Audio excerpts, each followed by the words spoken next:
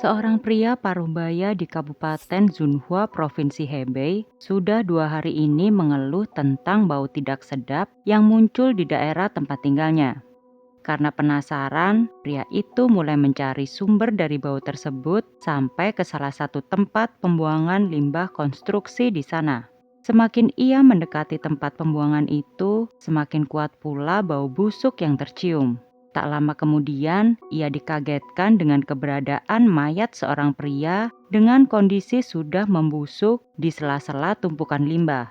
Pria tersebut memilih untuk tidak mendekati mayat itu dan langsung menuju kantor polisi terdekat untuk melaporkan temuannya. Saat tiba di lokasi, polisi dengan cepat melakukan pengamanan TKP agar dapat langsung dilakukan proses investigasi. Kini giliran pihak forensik yang harus bisa mencari penyebab kematian pria misterius itu. Menurut laporan pihak forensik, korban berusia 30 tahunan dan penyebab kematiannya adalah kehabisan nafas. Selain itu, korban diketahui memiliki karakteristik tulang yang menunjukkan kalau selama hidupnya ia menggunakan alat bantu jalan atau kruk. Penemuan pihak forensik itu menjadi awal yang baik untuk proses investigasi polisi. Polisi dengan segera langsung menuju desa terdekat untuk mencari informasi apakah ada warga desa yang pernah melihat pria dengan ciri-ciri tersebut. Sampai akhirnya seorang pemilik hotel melaporkan kalau di pagi hari tanggal 13 Juli terdapat pasangan sedang mengantarkan pria berusia 30 tahunan untuk menginap di hotel miliknya. Saat itu si pria diketahui menggunakan kruk untuk berjalan dan berbicara menggunakan aksen timur. Menurut keterangan penjaga hotel kala itu, si pria setuju untuk tinggal selama setengah bulan untuk memulihkan kesehatannya. Namun hanya berselang 2 hari kemudian, pria itu dibawa pergi lagi oleh pasangan tersebut. Meski akhirnya hanya menginap 2 hari di sana, pria itu meninggalkan kesan buruk kepada pemilik hotel. Pria itu sangat emosional terhadap hal-hal kecil. Dia suka mabuk hingga mengganggu para tamu yang menginap di hotel tersebut.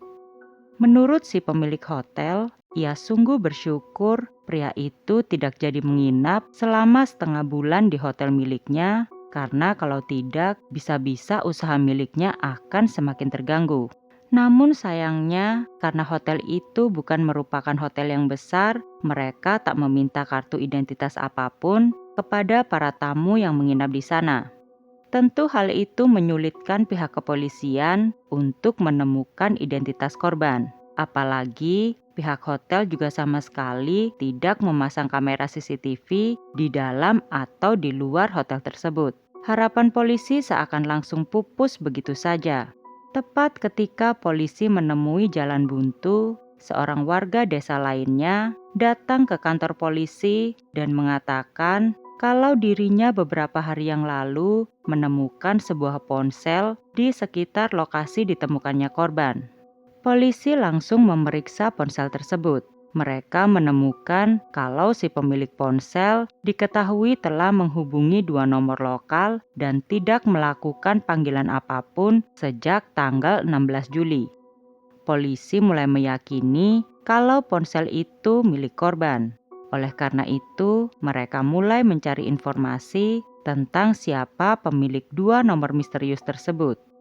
Untuk mendapatkan informasi tentang nomor misterius itu, pihak kepolisian meminta bantuan kepada perusahaan seluler Hebei. Dengan bantuan itu, polisi berhasil menemukan pemilik nomor misterius itu yang selanjutnya diketahui milik pria bernama Zheng. Zheng merupakan seorang pria berusia 31 tahun asal Handan, Provinsi Hebei. Sebelum kejadian, Zheng pernah bekerja di sebuah tambang batu bara di Kabupaten Zunhua. Kini polisi sudah mengantongi identitas pemilik nomor misterius itu dan segera menunjukkannya kepada pemilik hotel untuk konfirmasi. Si pemilik hotel memastikan kalau foto pria yang ditunjukkan polisi kepadanya merupakan pria yang saat itu menginap di hotelnya. Dengan adanya konfirmasi dari si pemilik hotel, kini polisi langsung memanggil Zheng datang ke kantor polisi untuk dilakukan proses interogasi. Saat ditangkap, Zheng terlihat begitu tenang, seakan ia sudah menyangka kedatangan polisi. Selain itu, saat ditangkap, Zheng sama sekali tidak berusaha untuk menyembunyikan apapun dan langsung mengaku kalau dialah orang yang telah membunuh korban. Zheng mengatakan kalau korban bernama Qiang yang berusia 32 tahun asal Liaoyuan. Zheng mengaku bisa melakukan pembunuhan itu karena menurutnya kelakuan Qiang tak akan bisa diterima oleh siapapun. Lantas apa yang membuat Zheng begitu murka hingga melakukan pembunuhan tersebut? Semua berawal di bulan Juni lalu. Saat itu, Zheng yang sedang bekerja di tambang batu bara tiba-tiba menerima panggilan telepon dari sang ayah.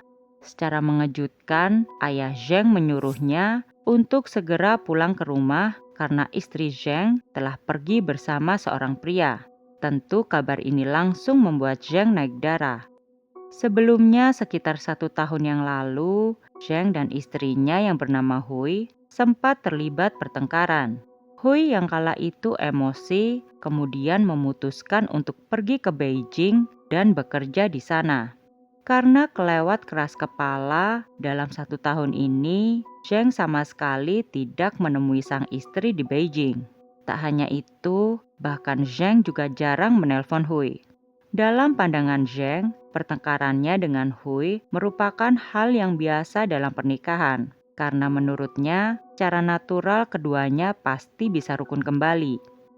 Namun hal yang tidak pernah Zheng sangka adalah Hui jatuh cinta kepada pria lain. Mengetahui hal itu, Zheng langsung pulang ke rumahnya di kota Handan yang berjarak 1 jam perjalanan dari kota Beijing.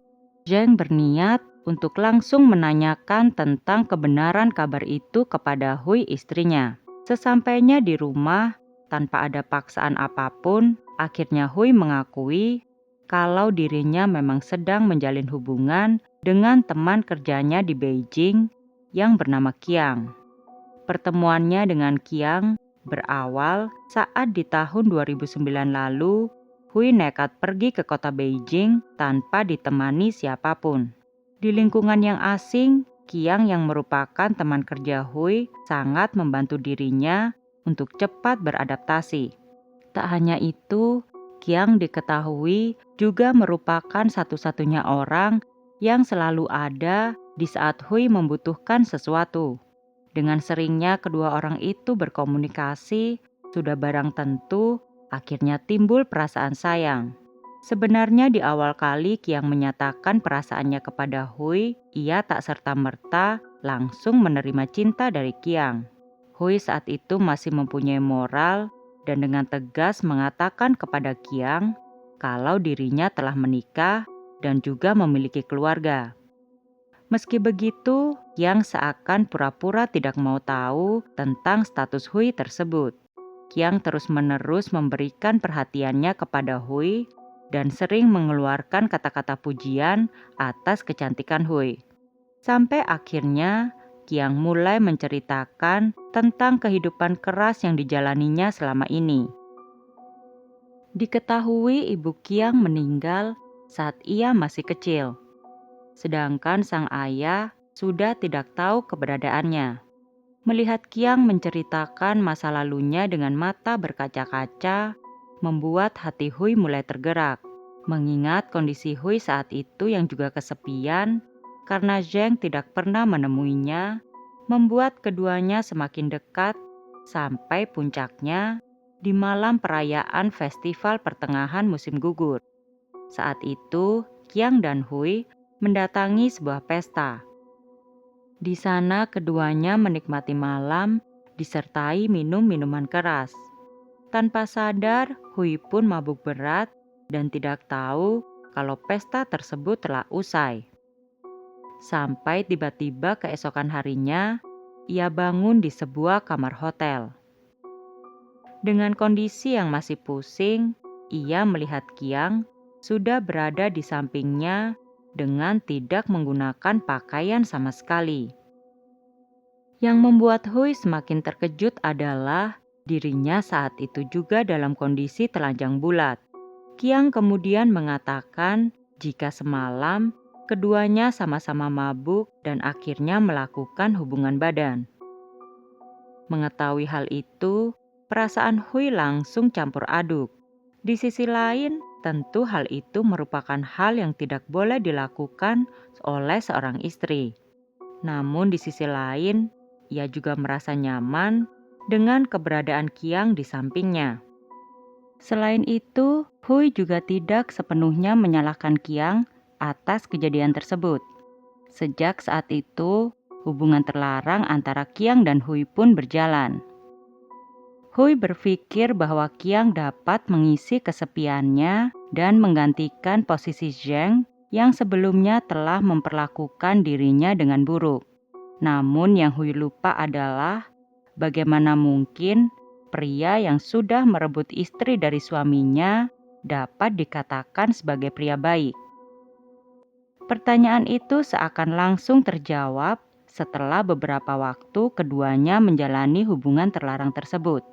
Tabiat asli Qiang yang suka mabuk-mabukan dan suka mencari masalah dengan orang lain seakan membuat Hui menyesal.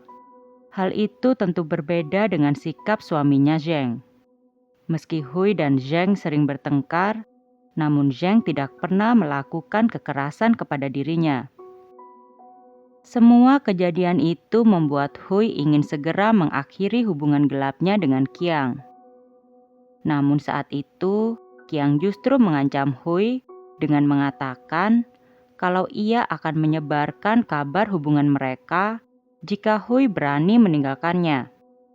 Sebagai seseorang yang berasal dari kampung, tentu hal itu langsung membuat nyali Hui menjadi ciut, karena nantinya seluruh keluarga dan juga anaknya juga pasti akan menanggung malu jika kabar hubungan gelap itu menyebar.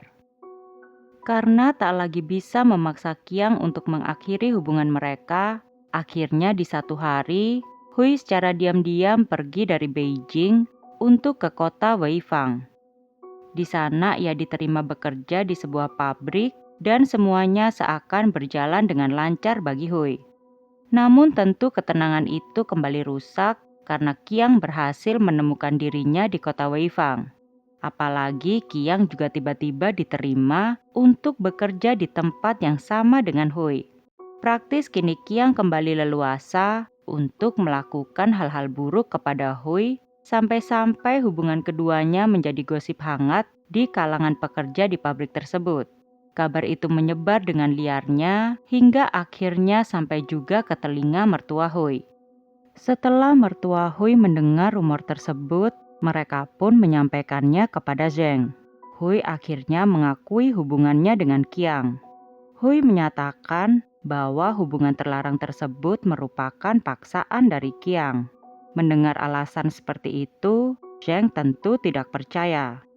Dalam benak Zheng, kalau memang Hui terpaksa, mengapa ia tidak langsung pergi saja dari Qiang dan malah menetap di Beijing selama ini? Zheng pun dibuat gusar dengan kondisi saat itu sampai akhirnya di hari kedua tiba-tiba Qiang menelpon Hui. Dalam panggilan telepon itu, lagi-lagi Qiang mengancam Hui akan menyebarkan kabar hubungan gelap mereka jika Hui tidak kembali bersama dirinya. Di saat yang sama, Zheng juga mendengar apa yang dikatakan Qiang kepada istrinya. Saat itu Zheng menyadari seberapa jauh hubungan Qiang dan Hui telah berjalan. Ia menahan amarahnya dan langsung bertanya kepada Hui untuk memilih tinggal bersamanya atau tinggal dengan Qiang di kota Weifang. Dengan tegas, Hui memilih untuk tetap bersama Zheng dengan alasan karena mereka sudah memiliki 2 orang anak. Meski Zheng dan Hui sering bertengkar, tapi kalau sudah berbicara masalah anak, keduanya selalu kompak. Zheng dan Hui kini berpikir bagaimana cara untuk membuat Qiang pergi dari kehidupan mereka.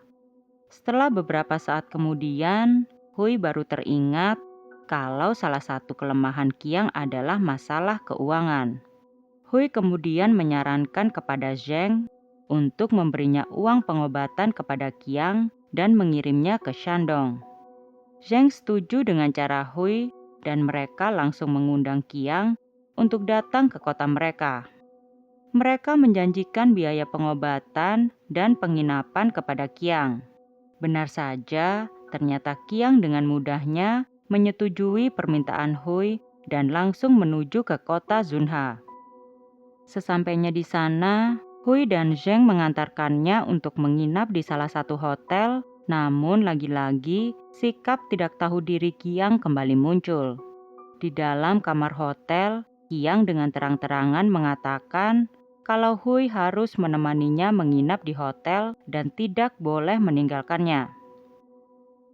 Tentu Zheng tidak mau menerima permintaan Qiang itu. Karena permintaannya tidak digubris, Qiang mulai membuat onar di hotel tersebut dengan mengganggu para tamu lainnya. 2 hari kemudian, nampaknya kesabaran Zheng sudah mulai habis. Zheng kemudian memutuskan untuk mengurus Qiang dengan caranya sendiri. Awalnya Zheng menawarkan Qiang untuk tinggal di rumah sewaan miliknya di daerah tempat tinggalnya. Merasa rumah sewaan itu akan membuatnya bisa lebih dekat dengan Hui tanpa ada keraguan, Qiang pun menerima tawaran Zheng. Zheng menjemput Qiang menggunakan sepeda miliknya. Di tengah perjalanan, Zheng mulai melancarkan aksinya. Ia memukul kepala Qiang berkali-kali dengan bangku sepedanya hingga Qiang tidak sadarkan diri. Setelah tahu Qiang sudah tewas, Zheng kemudian menguburnya di tempat pembuangan limbah konstruksi di daerah tersebut. Kini semuanya telah terungkap dan Zheng siap untuk menghadapi konsekuensi dari apa yang telah ia perbuat. Dalam persidangan kasus ini, para hakim benar-benar melihat sebab akibat secara teliti. Dengan banyak pertimbangan, akhirnya hakim memutuskan untuk memvonis Zheng dengan hukuman penjara seumur hidup. Setelah putusan hakim keluar, terlihat Zheng menangis saat anak-anaknya mengunjungi dirinya di dalam penjara. Terima kasih telah menonton. Jangan lupa like and subscribe.